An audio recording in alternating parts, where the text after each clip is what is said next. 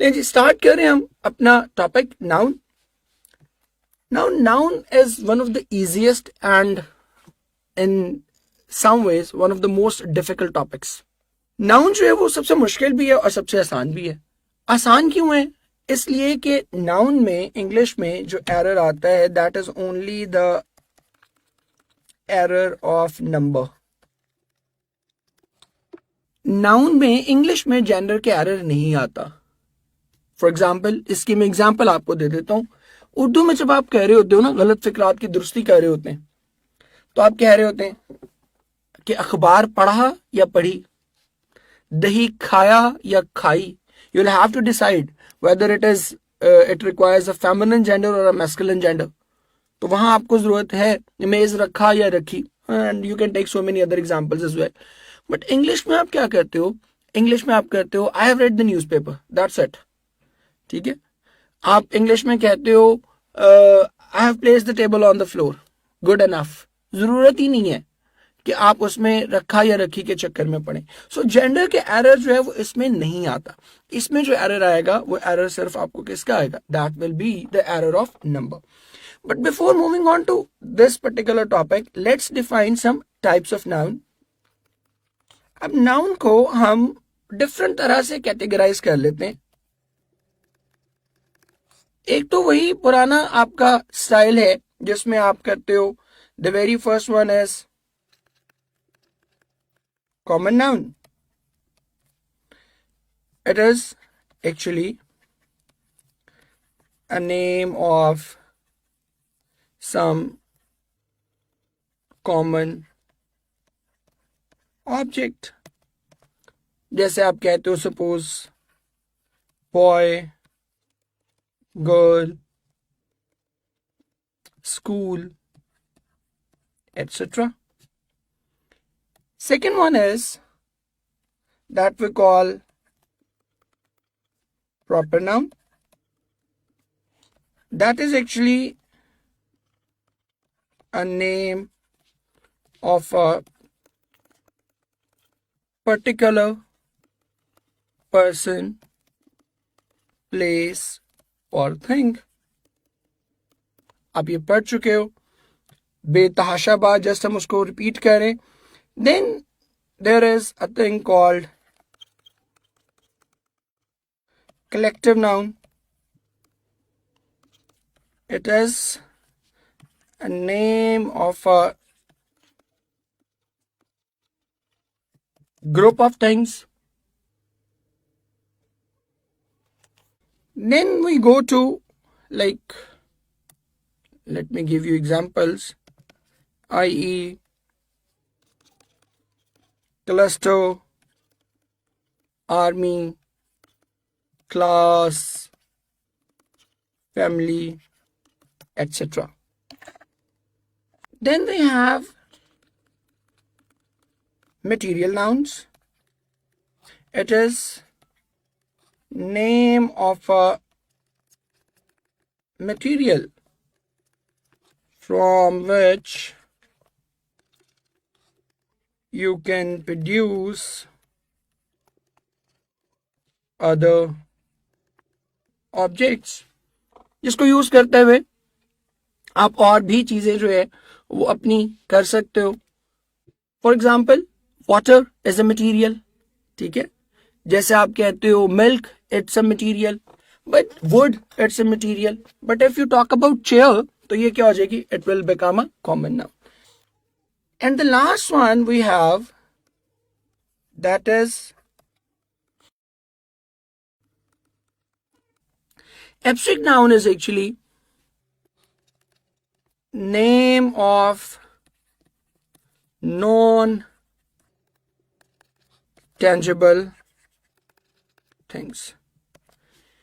ऐसी चीजें जिनको आप छू नहीं सकते. ठीक है. वो मुझे एक बड़ा अच्छा शेर लगता है कि फासले ऐसे भी होंगे ये कभी सोचा न था. फासले ऐसे भी होंगे ये कभी सोचा न था. सामने बैठा था मेरे और वो मेरा न था. और वो के खुशबू की तरह फैला था मेरे चार सू. वो के खुशबू की तरह फैला था मेरे चार सू, मैं उसे महसूस कर सकता था, छू सकता न था। तो जिन चीजों को आप नहीं छू सकेंगे, जो खुशबू की तरह आपके इर्द गिर्द तो फैली होंगी, बट उनको आप छू नहीं सकेंगे, they will be called abstract noun. ठीक है, लाइक आई से हैप्पीनेस, आई से जॉय, आई से थिंकिंग। अब ये वो चीजें हैं जिनको आप फील तो कर सकते हो, बट अब आप जब भी एब्स्ट्रैक्ट नाउन की बात करेंगे तो आपको ये वर्ड्स जो है वो याद आएंगे कि हाँ सर ने ये शेर सुनाया था। तो नॉन टेंजिबल जितनी भी थिंग्स हैं, they are called abstract noun. एक इनकी और डिवीजन भी होती है, जिसको हम एक और तरह से डिवाइड कर लेते हैं, concrete nouns. These are the names of tangible things। जो टेंजिबल चीजें हैं जिनको आप छू सकते हो, उनको हम क्या कहते हैं? टैंजिबल, उनको कंक्रीट नाउन कहते हैं। और दूसरी तरफ वो चीजें जिनको आप नहीं छू सकते, उनको आप क्या कहते हो? They are called abstract noun. तो एक डिवीजन जो है वो इनकी ये भी होती है। Got it? यहां तक क्लियर है? So that is it. ये तो थी इसकी एक बेसिक सी क्लासिफिकेशन। इसके बाद हम चलते हैं कुछ नाउन जिनको हम कहते हैं वर्बल नाउन्स। वो तीन है, अभी हम उनको डिस्कस नहीं करेंगे। एब्स्ट्रैक्ट नाउन के साथ सिर्फ नहीं लिखी थी, मैं उनकी भी एग्जांपल लिख देता हूं अपने बच्चों के लिए। ये लें, फॉर एग्जांपल आई से जॉय, स्माइल, हैप्पीनेस, इफेक्शन, एटसेट्रा। और इसकी भी लिख देता हूं, टैंजिबल थिंग्स कोई भी होंगी। फॉर एग्जाम्पल आई से चेयर, टेबल, बोर्ड, एटसेट्रा। अच्छा जी, कंक्रीट नाउन और मटेरियल नाउन में मैं डिफरेंस बता देता हूं। मटेरियल नाउन वो होते हैं जिससे फर्दर कुछ और प्रोड्यूस किया जा सके। फॉर एग्जाम्पल आई से water, I say wood. If I call like even milk, plastic, etc. अब इनसे फर्दर कुछ प्रोडक्ट्स बन सकती हैं, that is why they are called material noun. ये इनमें फर्क है। और जो कंक्रीट नाउन है वो फिनिश्ड प्रोडक्ट्स होती हैं। ठीक है, वो फिनिश्ड प्रोडक्ट्स है, लाइक चेयर, ये फिनिश्ड प्रोडक्ट है, इससे फर्दर और कोई चीज नहीं बन सकती। कंक्रीट नाउन वही है जिसमें हम देख सकते हैं। टैंजिबल का मतलब ही यही है, that can be touched, that can be felt using your sense of touch. ठीक है, उसको आप टैंजिबल कहते हो। टैंजिबल का मतलब ही यही है। Got it? यहां तक क्लियर है? तो आगे बढ़ते हैं। देखिए, एक चीज समझ लें, वो चीजें जैसे खुशी है, you can see it but you can not touch it ना। तो टैंजिबल नाउन जो होंगे सिर्फ उन्हीं को हम कंक्रीट नाउन कहेंगे। जी ये आपको इसीलिए करवा रहा हूं, एक क्वेश्चन था आपका मोहम्मद जमाल, एक क्वेश्चन आपने किया कि जी ये हमसे वो पूछ सकते हैं। बिल्कुल पूछ सकते हैं, खासतौर पे वो बच्चे जिन्होंने नम्स का टेस्ट दिया है प्रीवियसली, उनको आइडिया होगा कि वो एक दो क्वेश्चंस ऐसे जरूर करते हैं। एक दो क्वेश्चंस वो ऐसे जरूर करेंगे कि लाइक वो एक सेंटेंस आपको लिख देंगे। फॉर एग्जाम्पल मैं इधर लिख ही देता हूं आपके लिए कि sweet are the pains of love. फॉरन यादों में नहीं खो जाना, नाउन पे फोकस रखना है। अब पेन्स को वो अंडरलाइन कर देंगे and they will ask you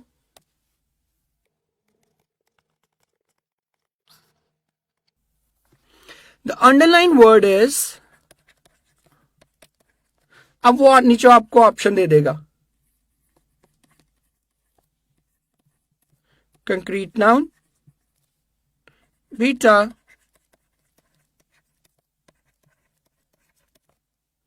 abstract noun, Charlie,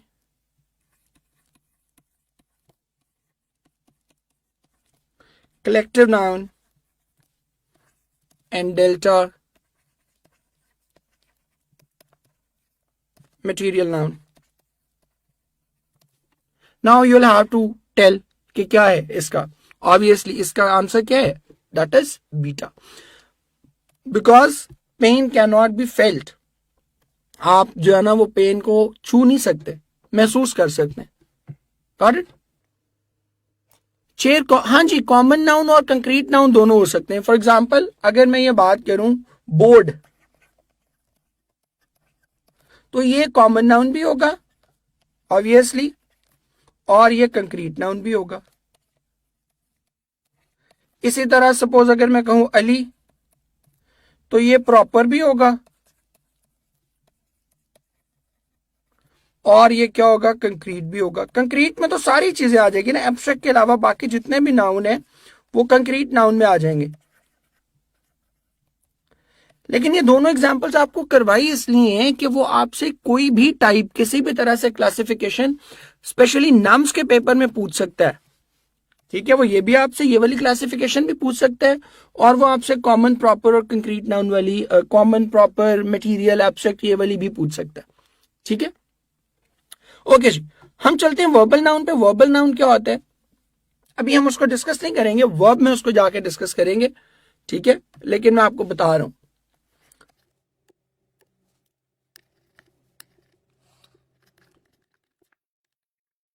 Verbal nouns, they are primarily verbs.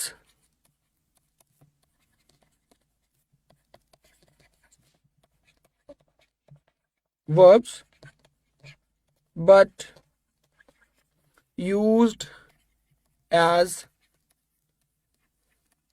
nouns. Primarily ये वर्ब्स होते हैं, बट इनको क्या यूज किया जाता है? कंपाउंड नाउन क्या होते हैं? दो नाउन्स को मिला देंगे तो वो कंपाउंड नाउन हो जाएंगे. ठीक है, प्राइमरीली वर्ब्स होते हैं but they are used as nouns. For example ये देखिएगा, अभी हमने कहा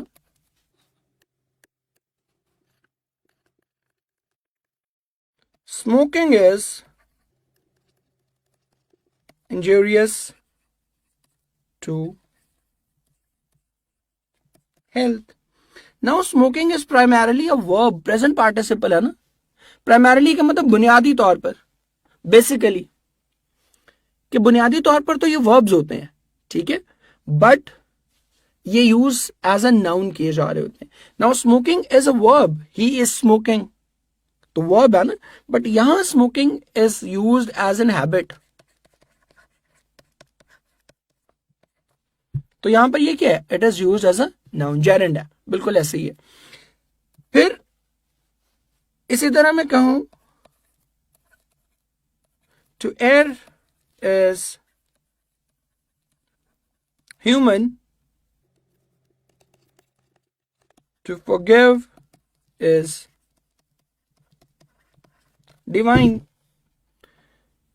तो यहां पर टू एयर बुनियादी तौर पे तो क्या है? It's a verb, but it is being used as a noun. तो ये वर्बल नाउन तीन तरह के होते हैं, हम इनको देखेंगे आगे चल के बहुत डिटेल में जब हम वर्ब का टॉपिक पढ़ेंगे. They are actually infinitives, bare infinitives,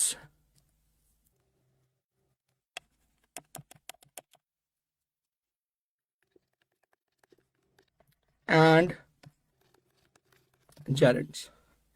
ठीक हो गया. सेकंड एग्जाम्पल का मीनिंग मैं बता देता हूं मेरे पुत्र. इसका मीनिंग है कि गलती करना जो है वो इंसान का काम है, और उसको माफ कर देना जो है वो रहमान का काम है, वो अल्लाह का काम है. तो एयर इज ह्यूमन, गलती करना इंसान का काम है. और जी इसमें स्मोकिंग जेरेंड होगा मेरे बेटे, ये जेरेंड ही की एग्जांपल दी थी मैंने आपको. ये हम पढ़ेंगे जेरेंड आगे चल के, जब हम वर्ब करेंगे तो I have a detail discussion regarding gerund, infinitives और फिर बेयर इन्फिनिटिव्स. इन्फिनिटिव की बल्कि आपको एग्जांपल्स भी बताऊंगा कि इन्फिनिटिव, परफेक्ट इन्फिनिटिव क्या होता है, और बाकी सारी चीजें भी हम देखेंगे उसमें. Got it? थैंक यू मेरे बच्चों, शुक्रिया. आगे बढ़े जी. सो आज हम सबसे पहले जो चीज टू एर इन्फिनेटिव है ना मेरे बेटे, टू एर यहां पे इन्फिनेटिव है। Got it? चले, अब हम आज जो पहली जो चीज करने जा रहे हैं इस हवाले से, वो हम करने जा रहे हैं कॉमन नाउन्स के एरर। इन नाउन्स के एरर में वन बाय वन करवाऊंगा आपको। एक और चीज जो मुझे आप bare infinitive base form of verb होती है मेरे बेटे। बेयर इन्फिनेटिव मैं इधर लिख रहा हूं,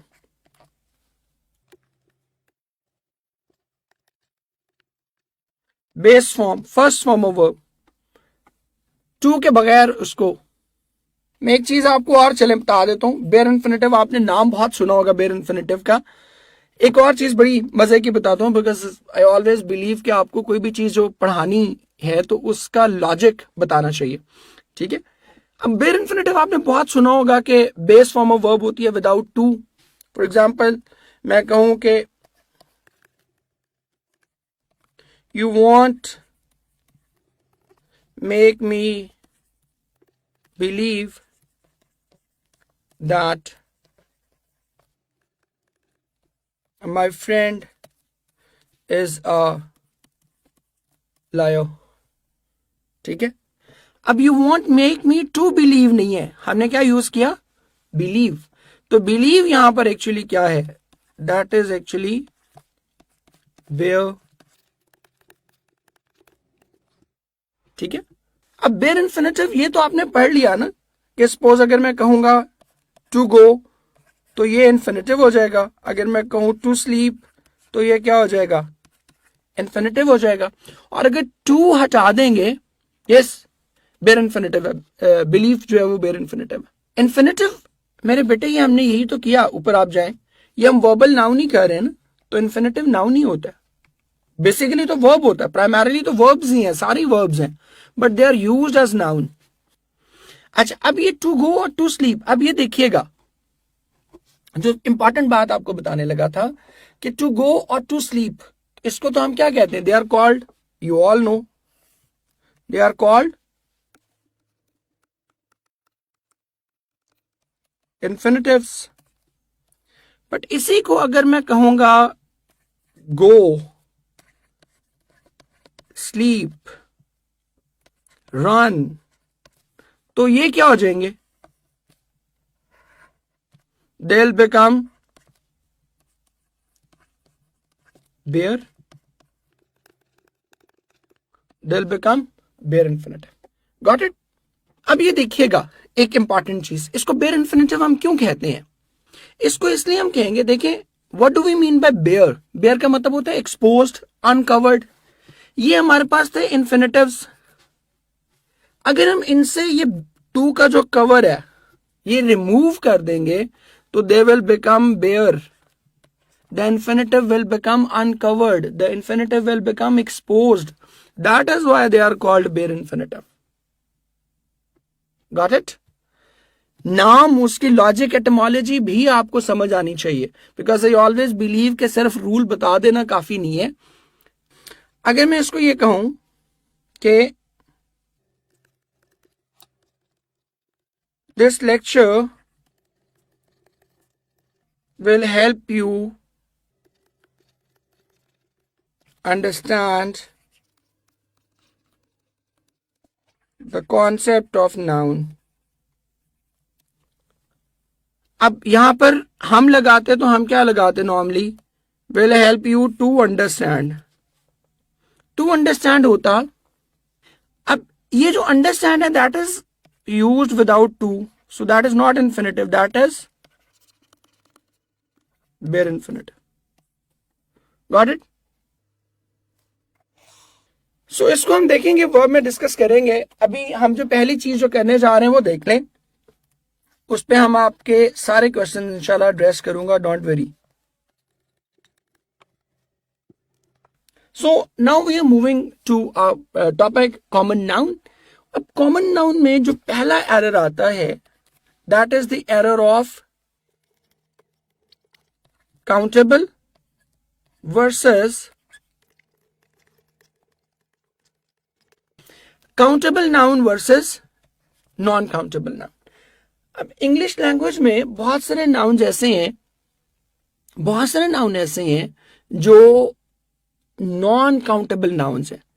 और इंटरेस्टिंग बात यह है, उसमें बहुत सारे नाउन ऐसे हैं इंग्लिश में जो कि बुनियादी तौर पे नॉन काउंटेबल नाउन है, काउंटेबल नाउन नहीं है, लेकिन चूंकि वो उर्दू में काउंटेबल नाउन के तौर पर इस्तेमाल होते हैं, ठीक है, इसलिए हम क्या करते हैं, इंग्लिश में भी उन्हें क्या कर देते हैं, समटाइम हम काउंटेबल नाउन के तौर पर ही उन्हें इस्तेमाल कर देते हैं।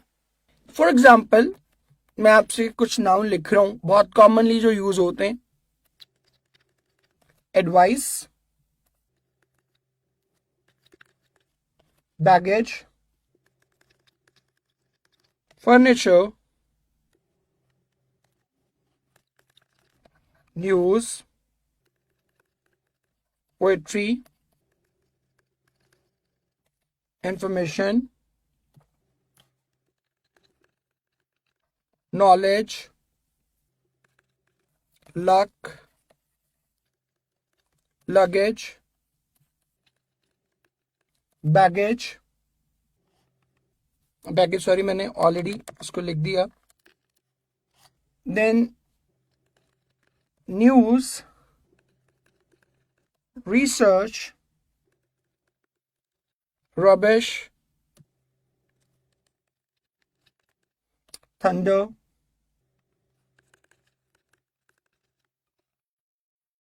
lightning, travel, work, bread, grass, garbage, machinery, equipment,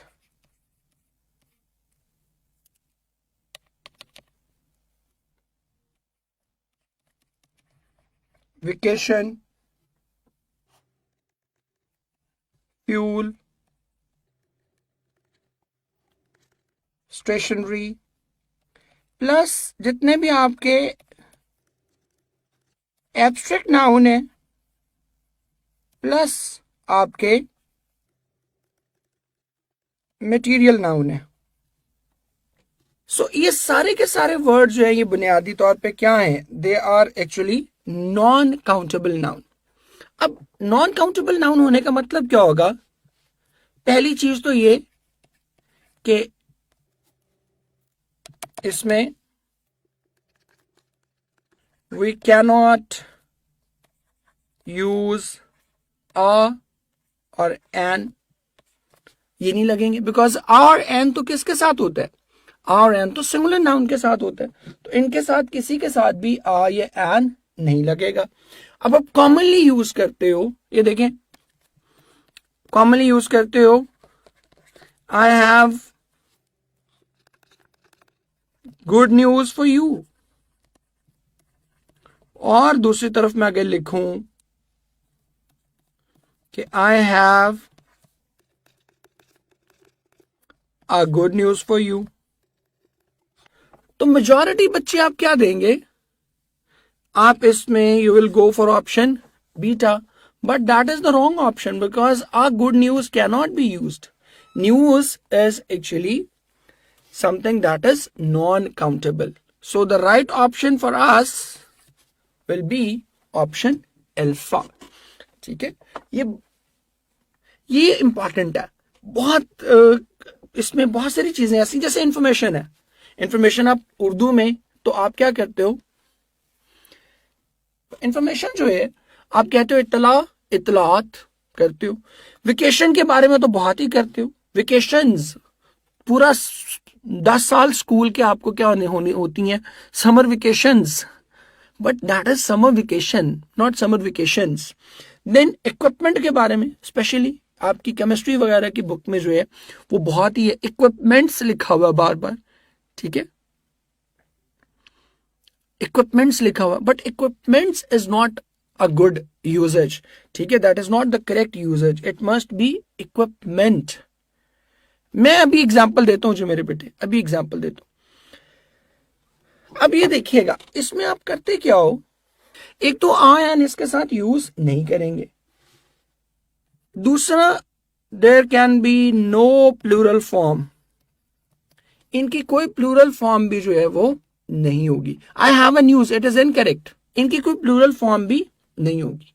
aunty unless के आप मीरा है, उसने एक बार कह दिया था कि मेरे बारे में बहुत न्यूज़ेस आ रही हैं, ठीक है, तो तब आप यूज कर सकते हैं, उसको अलाउड है, लेकिन अदरवाइज इनकी कोई प्लूरल फॉर्म नहीं होगी। अभी मैं आपको एग्जांपल्स देता हूं, इनकी 2 मिनट सिर्फ रुक जाएं। अब एक तो इनके सिंगुलर और प्लूरल फॉर्म बिल्कुल भी नहीं बन सकेगी, बट आगे देखिएगा, ये इंपॉर्टेंट चीज है, in case you need to use them as singular और plural। अगर आपने मजबूरन कहना ही है कि आपने इनको सिंगुलर ही यूज करना है, आपने सिंगुलर ही यूज करना है या प्लूरल ही यूज करना है, तो फिर आप क्या कर सकते हैं, फिर आप क्या करेंगे, you need to add a modifier before them। और वो मॉडिफायर क्या हो सकते हैं, वो हो सकते हैं a piece of, a bit of, a slice of, a blade of, या कहें a crack of, a flash of, etc। और इसी तरह प्लूरल में जब आपको यूज करने हैं तो it will be some pieces of, some bits of, some blades of, etc। Otherwise आप इनको सिंगुलर के तौर पर यूज नहीं कर सकेंगे। Got it. अब एग्जांपल देता हूं, आपकी जिस खासतौर पे जो पंजाब के बच्चे हैं, उन्होंने एक लेसन पढ़ा बटन बटन, उसमें वो कहता है, नॉर्मा उसको कहती है, for us to have a nicer apartment, nicer furniture, nicer clothes and a car। अब इसमें इंपॉर्टेंट चीज देखिएगा, 4 नाउन आपके इस्तेमाल हुए हैं, अपार्टमेंट, फर्नीचर, क्लोथ्स और कार। 2 मिनट में बस मेरे बेटे वाइंड अप कर रहे हैं। अपार्टमेंट के साथ उसने क्या यूज किया, आ। क्लोथ्स को उसने क्या किया, प्लूरल। कार के साथ भी उसने क्या किया, आ। अब फर्नीचर के साथ आप देखें कि ना उसने आ या एन यूज किए और ना ही उसने प्लूरल फॉर्म यूज की, because furniture is actually non countable noun. आप बचपन से एक एप्लीकेशन लिखते आ रहे हैं, आप कहते हैं, बचपन से एक एग्जाम्पल पढ़ते आ रहे हैं, I have an urgent piece of work at home. याद है,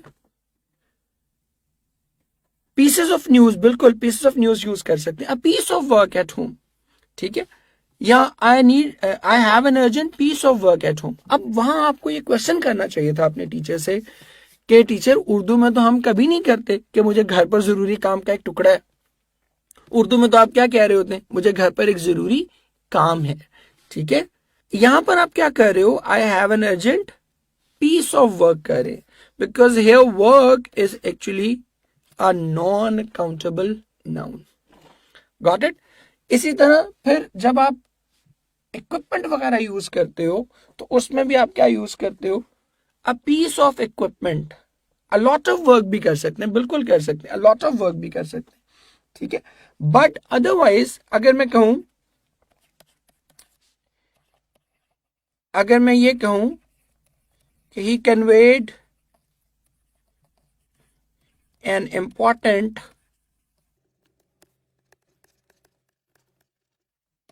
इंफॉर्मेशन, और दूसरी तरफ मैं कहूं कि he conveyed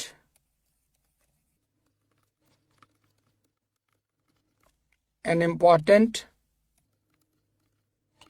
piece of information. So option alpha ठीक होगा या बीटा ठीक होगा?